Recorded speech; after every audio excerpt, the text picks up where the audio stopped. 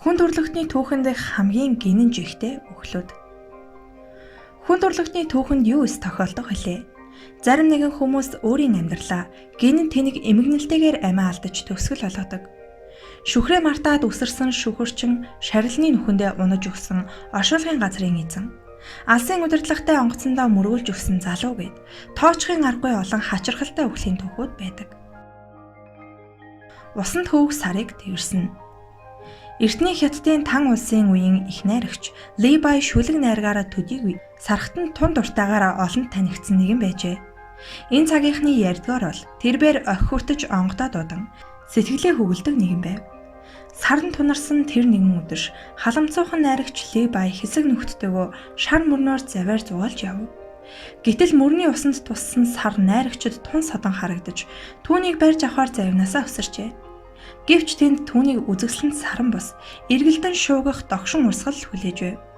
Саранд дуртай их найрагч ийхүү усанд үйж харамсалтайгаар амиа алдсан гэдэг. Хог гайч ирдэг. Ах トゥ Гомер Ленгли нар гэр орондоо элдв хог норш цуглуулах донтой хүмүүс байв.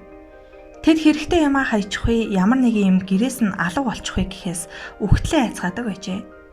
Тэгээд хулгайчаас сэргийлэх гэж коридор болон хаалгандаа занг хийж байршуулжээ.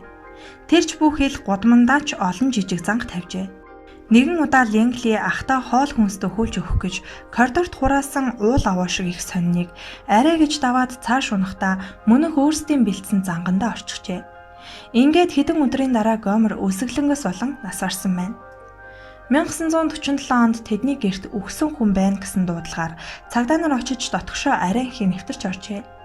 Дүүрэн хогтой зочны өрөөнд Гомер үхсэн хэвтэх ба дүүн олдсонгүй. Харин тэднийхээс 2-7 хоногийн турш 100 тонн хог навшиг гаргаж хайсны дараа Гомерийн олдсон газраас ердөө 10 футын зайд Лонгли нас орсон байхыг олжээ. Тэр хэвтрийн ахтаа хоол аваачиж өгөх гэж байгаад өөрийн тавьсан занганд орсон тэр байжээ. Ирлэг төвтөлсөн сахал.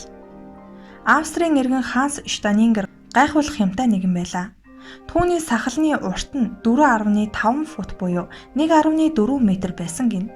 Сахалныхаа уртаар түүний өмнө гიშгэх хүн энэхэн замбууланд тэр цаг үед нь байсангүй. Харин энэ гайхамшигт сахал нь түүнийг нэгэн цагт үхэл төргөж өгнө гэдгийг тэр яахан мэдэх вүлээ. 1567 онд хотод гарсан галт өмрөөс зугтаж явахдаа Ханс Штанингер сахалдаа тэглэн унаж хүзүүгээ хугасны улмаас нас оржээ. Сахал үсээрээ ялгарах гэсэн этгээд сонирхол нь энэ нэрийг ийн ирлэгт хөтөлсөн аж.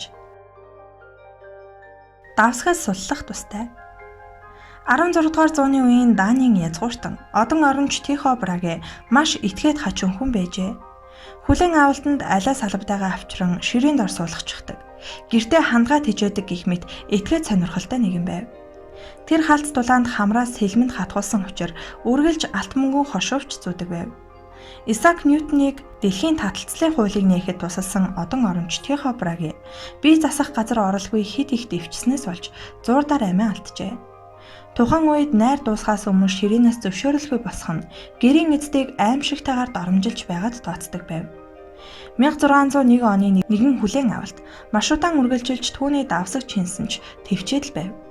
Учир нь оройн зоогийн үеэр босч явахыг соёлгүй бүдүүлэг гэж үздэг байснаас тэр. Браге түн соёлтой нэгэн байсан тул ширээнээс босох зөвшөөрөл авч зүрхэлсэнгүй. Хэд соёлтой зангаасаа болж өөрөө л хохиров. Давсаг нь хагарч 11 өдөр зовж шанасны эцэст алдарт одон оромч тэнгэр тальжээ.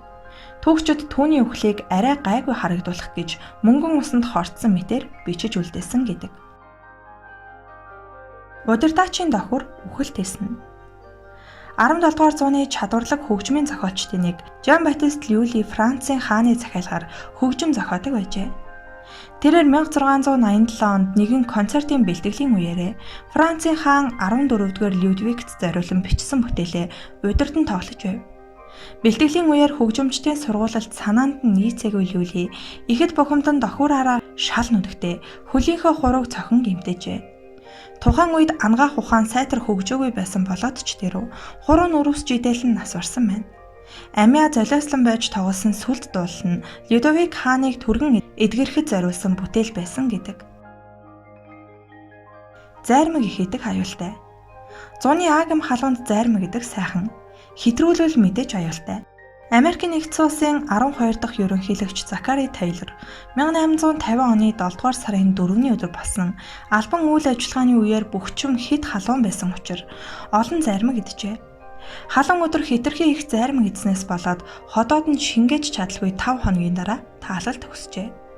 Закари ердөө 16 сар л ерөнхийлөгчийн зөөлөн сентид заларчээ. Инээс нь чихтэй өнгөрсөн. Инээд амьдралыг уртсгадаг гэдэг. Элэг хөштлөө инээ хэмээх үгч бий. Тэгвэл 1975 онд Английн эрен Алекс Мичел хэмээхэр 1975 оны 3 дугаар сард 50 настайдаа хит их инээснээс олж нас орсон юм. Тэрээр BBC телевизийн Goodies хэмээх алдарт инээдмийн шоу нэвтрүүлгийг үзэж байхдаа 45 минутын турш тасралтгүй маш хүчтэй инээснээс олж зүрх нь хаагдан харамсалтайгаар нас оржээ. Мичелийн эхнэр тус шоу нэвтрүүлгийн уран бүтээлчдэд захидал хэлхийсэн бөгөөд түүндээ нөхрийнх нь амьдралын сүүлчийн мөчөд түүнийг аз жаргалтай баяр баясгалантай байлгасанд баярлалаа хэмээн бичсэн байжээ. Осгож нас орсон. 16 дугаар зууны үеийн нөлөө бүхий улс төрийн зүтгэлтэн философч Фрэнсис Бэкон гинэнч гэмээр онлынхоо улмаас амиа алджээ. Махыг шинээр нь хадгалахын тулд давсны оронд цас хэрэглэж болох юм байна гэсэн мэрэгэн санаа толгойд нь харван орж түүнийгээ шалгахаар зумсан дахиа барин цас бударсан өвлийн хүүдэнд гадаа зогсжээ. Харамсалтай нь дахиа хөлдөх оролдлого нь бүтэлгүй тэж харин эцэст нь Бэкон өөрөө осгож нас орсон гэдэг.